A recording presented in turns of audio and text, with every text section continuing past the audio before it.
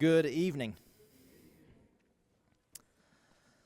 If you would, open in your Bibles to Proverbs chapter 2. Proverbs chapter 2. We're going to simply walk through this tonight. The Proverbs are all about wisdom. And what is it that Solomon said is the foundation of all wisdom? The fear of the Lord, having a fear of the Lord, which is, a fear of the Lord is a hatred of evil, and it is a right understanding of the awesome triune God, seeing Him as He really is, that is, not seeing a caricature of Him that is sometimes the case. Sometimes the case is we have a picture of God in our minds that may not be a picture of God at all. It may be a picture that we have painted from our own imagination, or it may be a picture that was painted for us by the imagination of some authority that was inaccurate. It could be any number of these things. Sometimes, and often, it's done accidentally. But we must have a proper understanding of this God that we serve. He is awesome. A fear of God is a fear of Him in His right place. It is a fear of Him, as the Hebrew writer says, that he said, let us approach God with both reverence. The word there for reverence, do you remember what it means? It's the word phobos in Greek. That is with fear and with awe, and he says, because our God is a consuming fire.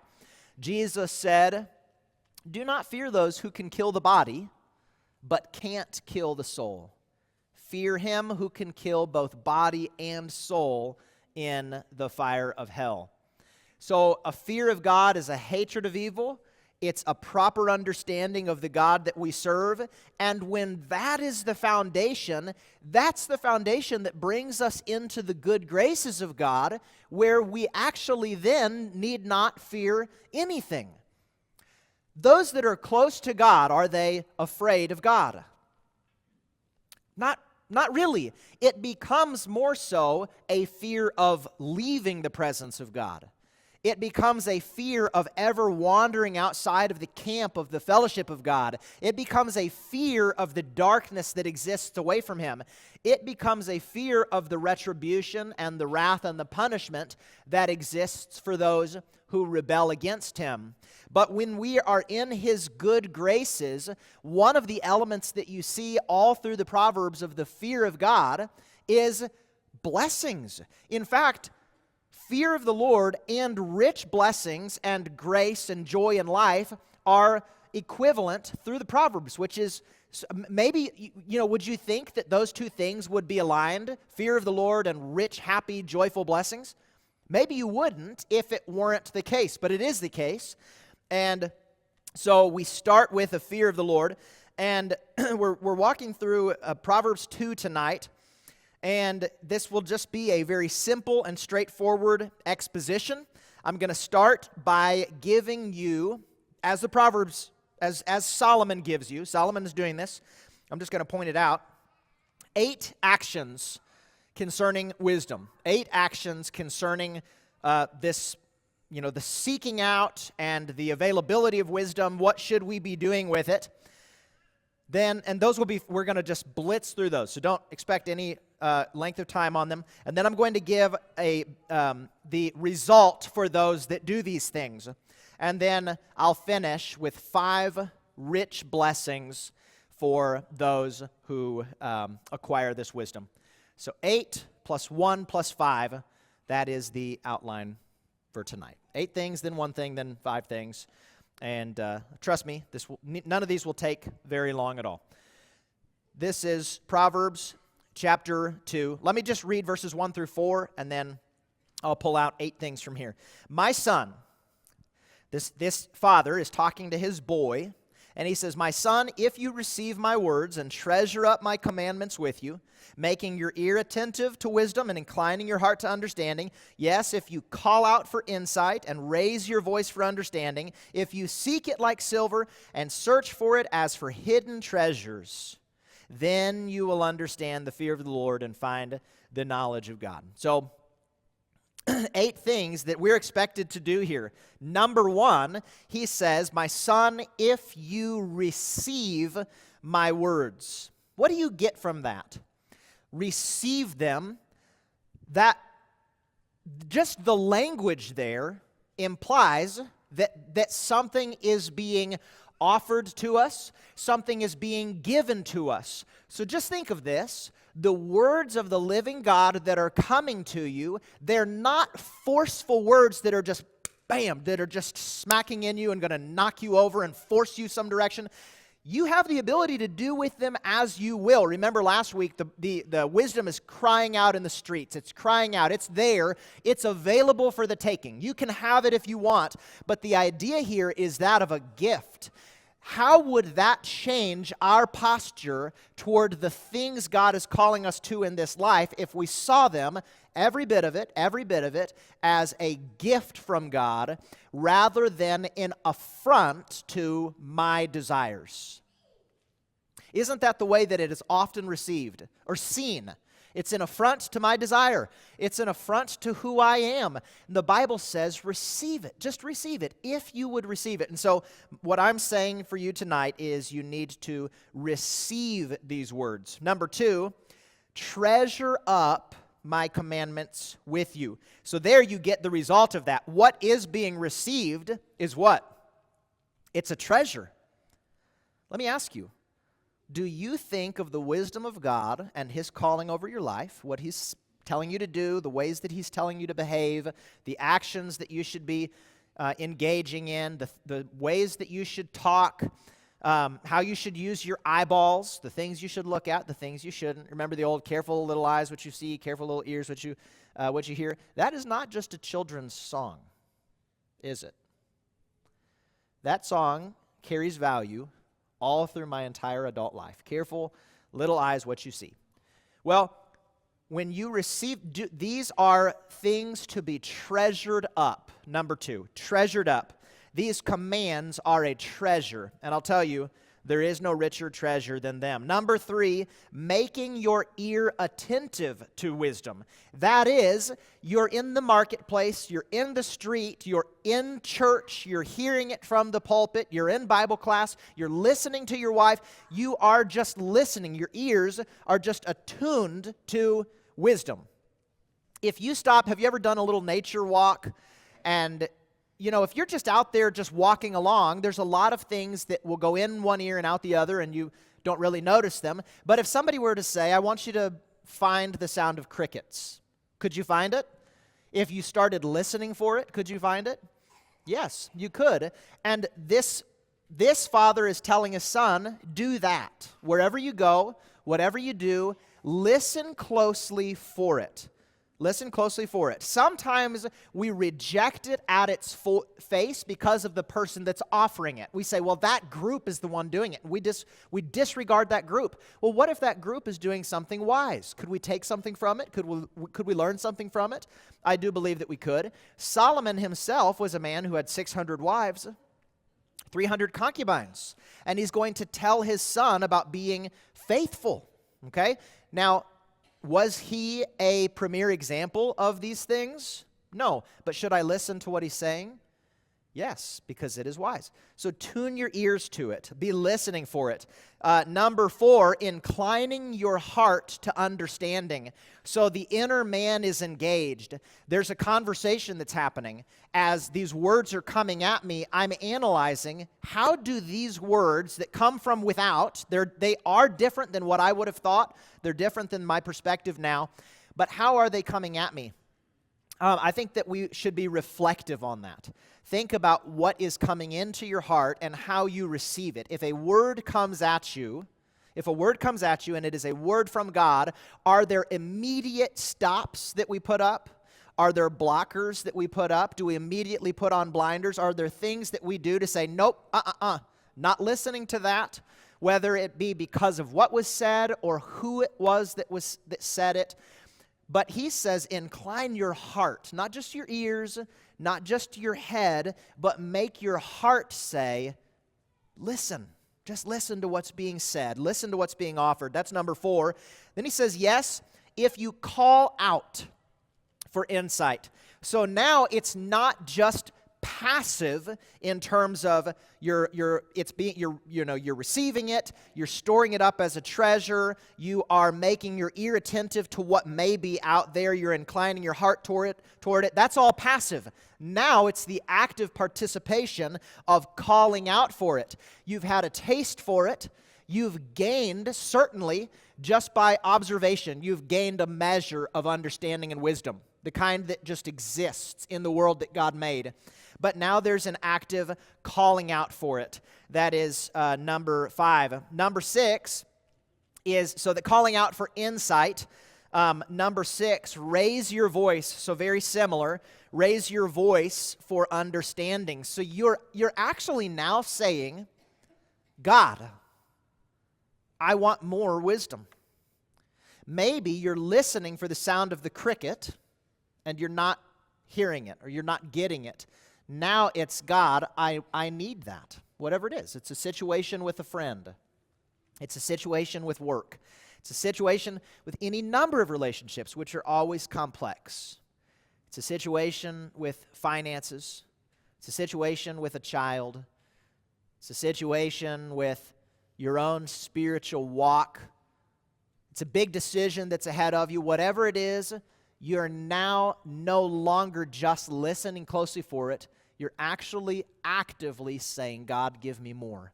This is what he's saying that we ought to do. That's number 6. Number 7, if you seek it like silver. If you seek it like silver. In other words, what is silver?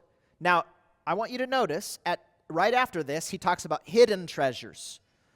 Silver is in contrast to that. Silver is it's money, it's income, it's just what you need for life. It's not treasure hunting where you're going off on this great mission to find this little nugget of treasure that might be hidden somewhere. This is just, you're seeking it like you would you're feeding your family. Think about that. Do you seek the wisdom of God with the same urgency, with the same fervor that you would seek after money or that you would seek after your income? We spend great deals of our lives seeking after income so that we can live, so that we can feed our families, so that we can have a roof over our heads and clothes to wear and all of these things. He says, seek God's insight, seek God's wisdom just like that. It should be as important to you as if it were a job. And then he says, and search for it as for hidden treasures. This is where it's so much a part of you that you just want to find more wisdom. You say, I don't even know exactly what I'm looking for. I just know that I want more wisdom. You're going to God and you're saying, God, give me more wisdom. And you're seeking it out. You study the Scriptures in such a way that you would find something in it that maybe you've never seen before. Not just a passive reading of it, not just a mere glance over it, not just a let me read the chapter and check something off, but I want to find something in here that will truly enrich my life. So search for it as for hidden treasures. Those are the things we need to do. Some of them are passive. They're just God's already offering it. Receive it. Treasure it up in your heart. Some of them are active. You're calling out for it. You're asking God for it. And then you're actually seeking after it. And this is what our attitude toward wisdom should be. And I just want to say right now, one of the things that I've heard on repeat as a preacher for a decade is you can't bind that because it isn't a law. God didn't say, I have to do this. Have we forgotten the value of wisdom?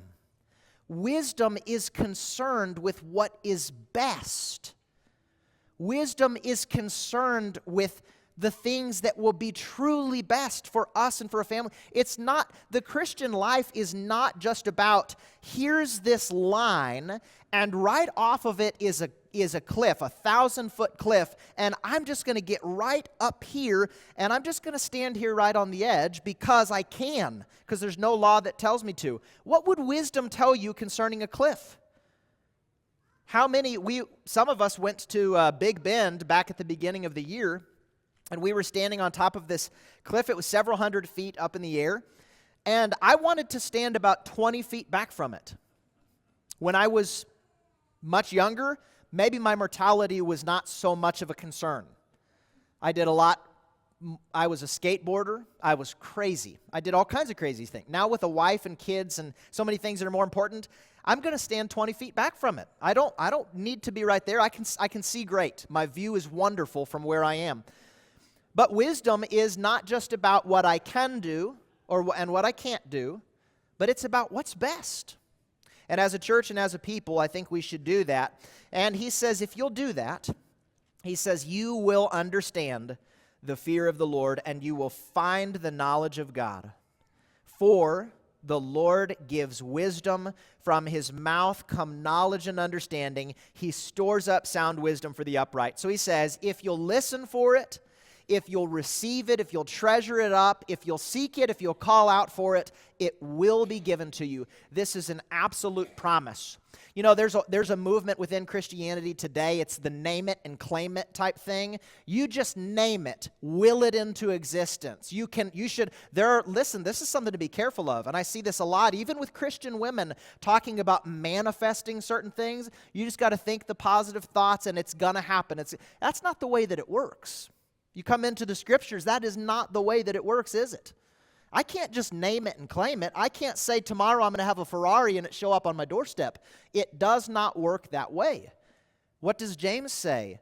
What you ought to say is, if the Lord wills, we will do this or that. What is your life? It is but a mist that appears for a little while and then it vanishes. We cannot just manifest things. They can't just come into existence. But the Lord promises wisdom. He does not promise riches. He does not promise approval of men. He does not promise a life that is free from hardships. In fact, I would say that he promises oftentimes the opposites of those things.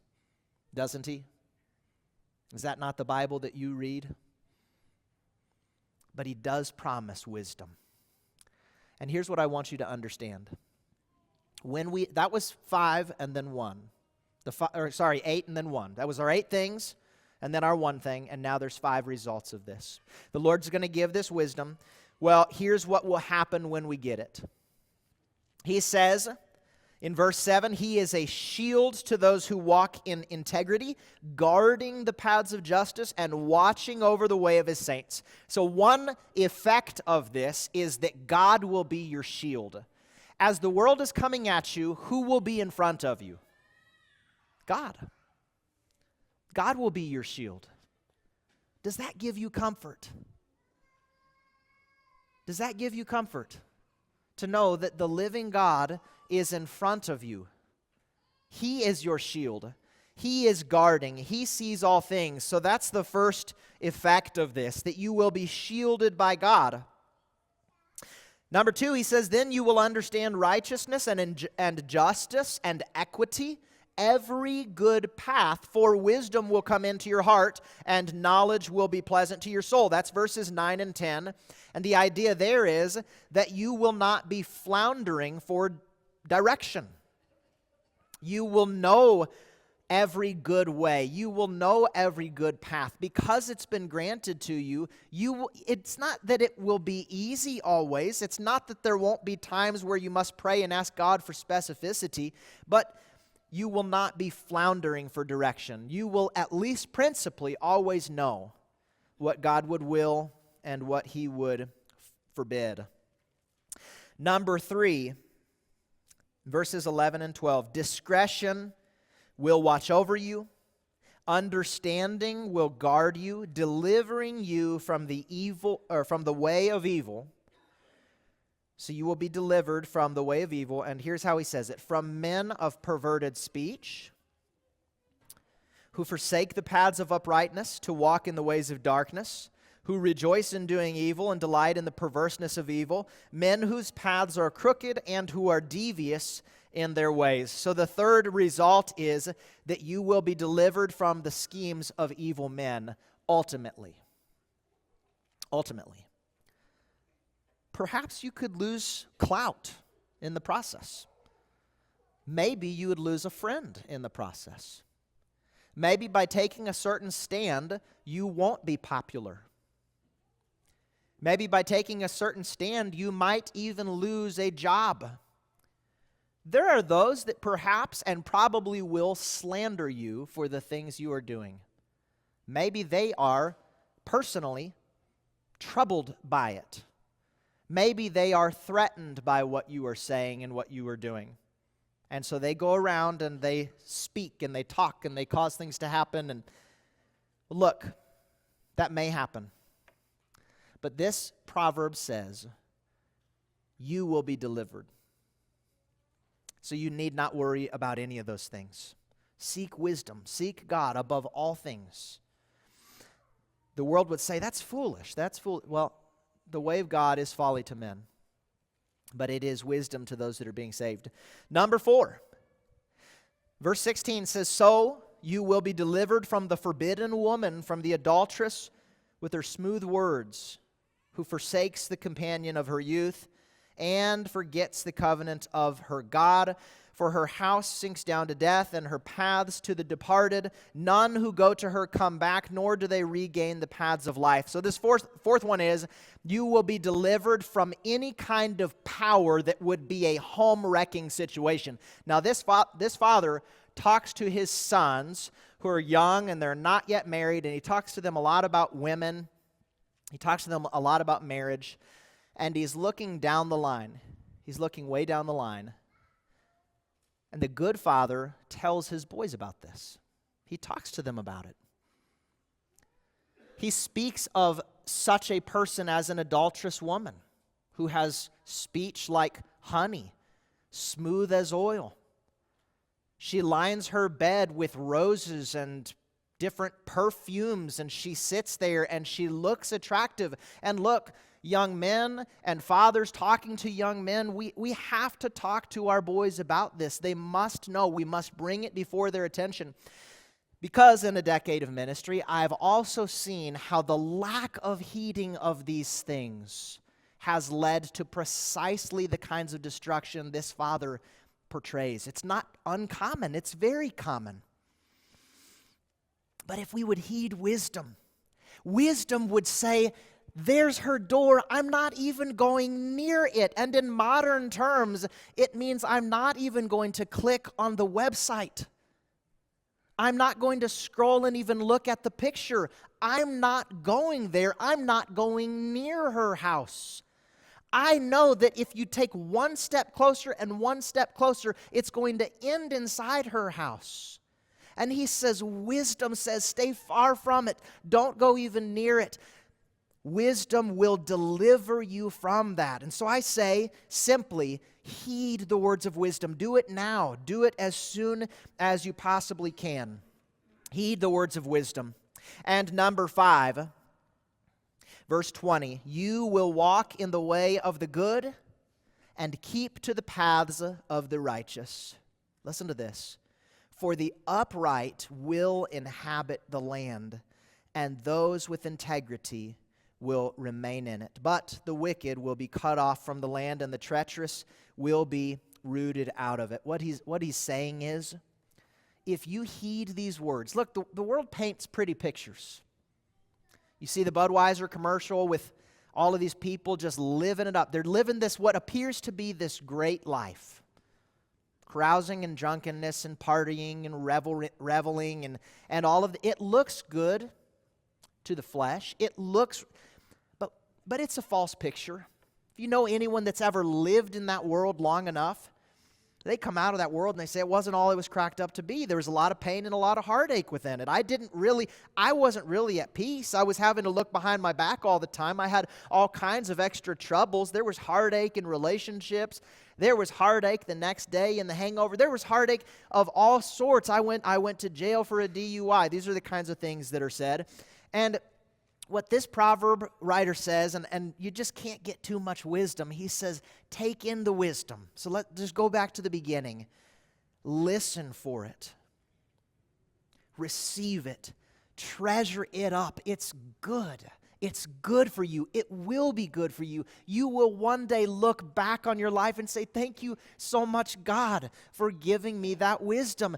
Treasure it up as the greatest treasure in all of the world. Young men, treasure it up.